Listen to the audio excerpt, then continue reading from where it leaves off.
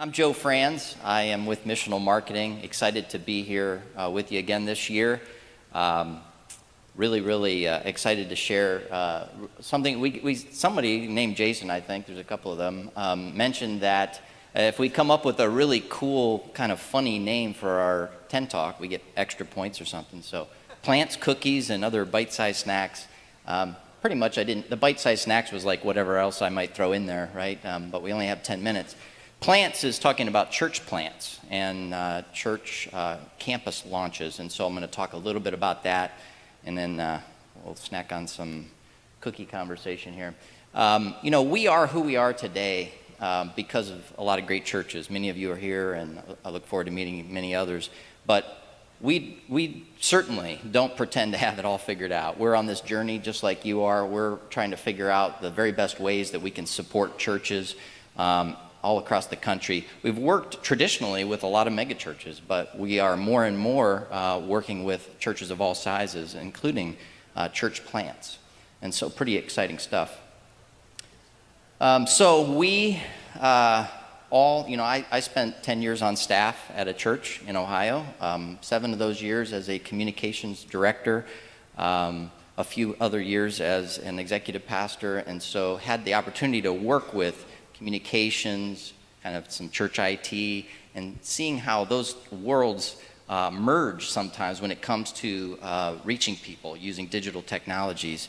And so pretty cool to be able to talk about that. So we spend a lot of time, right, in churches building a website and maintaining that website, and it's like the project that never ends, right? I mean, it's always, everybody I talk to, they're always like, yeah, we're launching a new site in like 3 months or whatever, or we're always working on that. And sometimes in our busyness, sometimes we kind of lose sight of who's coming to the site and how are we going to get new people to come to the site. Just like we want new folks, right, people that are far from God, out in our communities and out in the marketplace. We want them to come in the front door of our church. We know that, but also how do we get them to come to the website to start? Because we know that more and more people are checking us out pretty much 100% of the time, right, online before they come to church. And so I'm going to spend just a few minutes kind of updating from last year. If you weren't here, I'm talking about Google Display Networks specifically.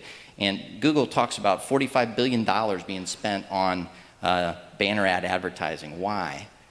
Because it works, quite honestly. And when you think about, people don't wake up and just say, hey, I think I'll start looking for a church today, right? So it makes a lot of sense. Last year, I asked for a show of hands in a room similar to this, and I said, how many people are currently managing, or your team is managing, any kind of display networks or retargeting? Let's do it real quick. A few more hands. There's about 4 or 5.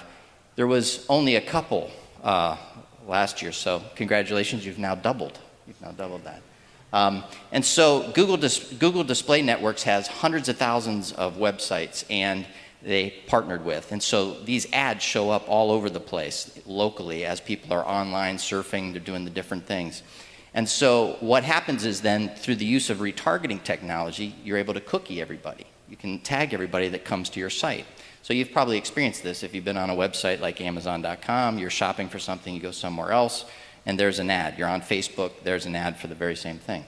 So that's kind of what I'm talking about.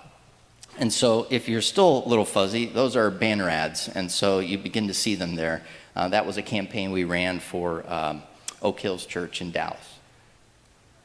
So some more examples, just because I just want to get you thinking about this idea of these banner ads before I jump into the church plant example. But these are everything from a compassion type event or to starting a sports league, conferences, one-day events, concerts, things like that. And so these are geo-targeted by zip code, by radius. You can pick certain demographics. There's all kind of interests and topics, and like Google knows a whole lot about us, right? I mean, they know where we go. Maybe not you guys, because you clear your cache and clear your cookies, perhaps, but 90-some% of people don't do that. And so you have the ability to kind of visit with people on a recurring basis by using retargeting.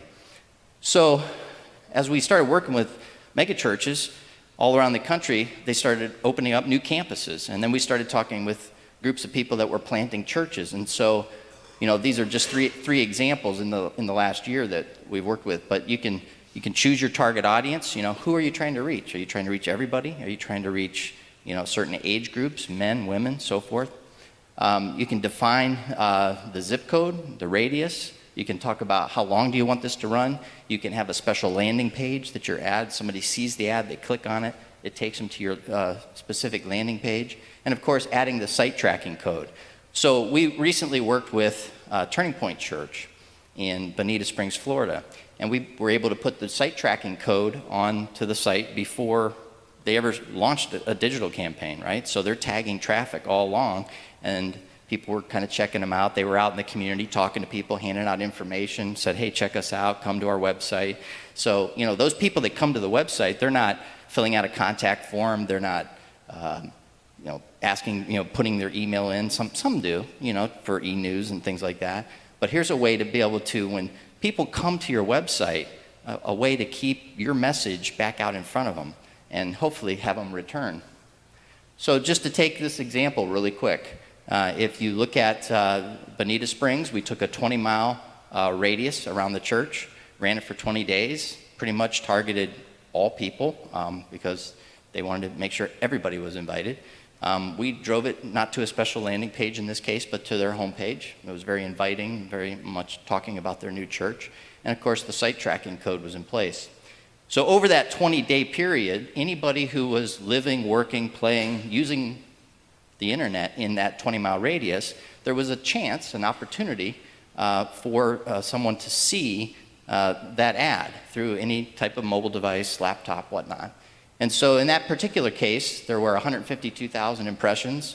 The ad showed up on over 1,800 different websites, games, apps, things like that. And 473 or so click through. And so we were tagging all the traffic. So 473, obviously not all of their web traffic, but a nice chunk of their traffic was caused. And those are new people. Those were people. And that some of them came to the opening services. And we know that because they told us. They told the church. So again, 473 people clicked through. They saw an ad. They were online. They were on Pandora. They were on YouTube. Wherever they were, there was an ad saying, hey, we have a new church that's kicking off. And they saw an ad, something like that. And I was retargeted. I was reading about the Cavs. I'm from Ohio. So I was reading about the Cavs, and there was an ad. So we've been lucky enough to help the Church IT network to promote this event. Some of you may have seen the ad. Some of you were tagged. Some of you were retargeted.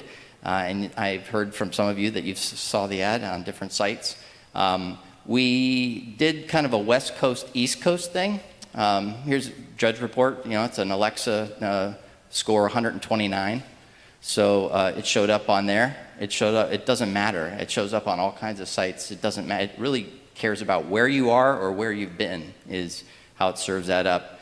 Kind of interesting. I want to make sure I get to my last slide though, because I want to talk about cookie sharing, and I want to leave you with this thought because this is a bit of a challenge. What if you shared your web traffic? And I know it's a little bit hard to read, but let me just give you some quick examples. What if you were having a compassion event? And you've been tagging your traffic, and so you have thousands of tags in these cookies.